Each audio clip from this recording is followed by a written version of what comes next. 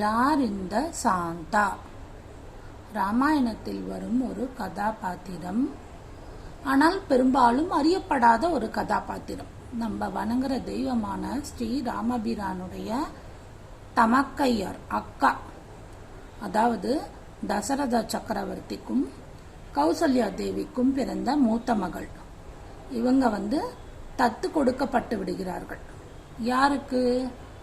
அங்க தேசத்து ராஜாவான ராமபாதருக்கும் வர்ஷினிக்கும் தத்து கொடுக்கப்பட்டு விடுகிறார்கள்.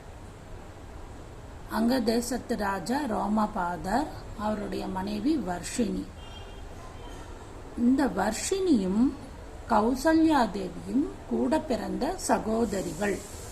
அதாவது கோசலை தேசத்தை ஆண்டு வந்த சுகௌஷலா என்ற ராஜாவுக்கும் அமிர்த பிரபா என்ற ராணிக்கும் பிறந்த இரு மகள்கள் தான் இந்த வர்ஷினியும் கௌசல்யாவும்.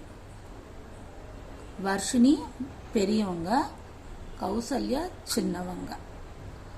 அதே மாதிரி தசரத சக்கரவர்த்தியும் அந்த அங்க தேசத்து ராஜாவான ராமபாதரும் நண்பர்கள். வசிஷ்டர்கிட்ட குருகுலம் பயின்றவர்கள். சரியா? ஆடவர்கள் இருவரும் நண்பர்கள்.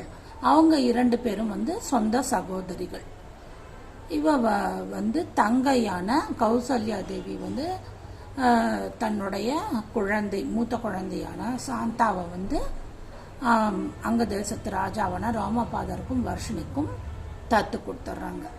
சரி, இந்த சாந்தாவை பற்றி மேலும் நம்ம நிறைய தெரிஞ்சுக்கலாம். அடுத்த வீடியோவில் பார்க்கலாம்.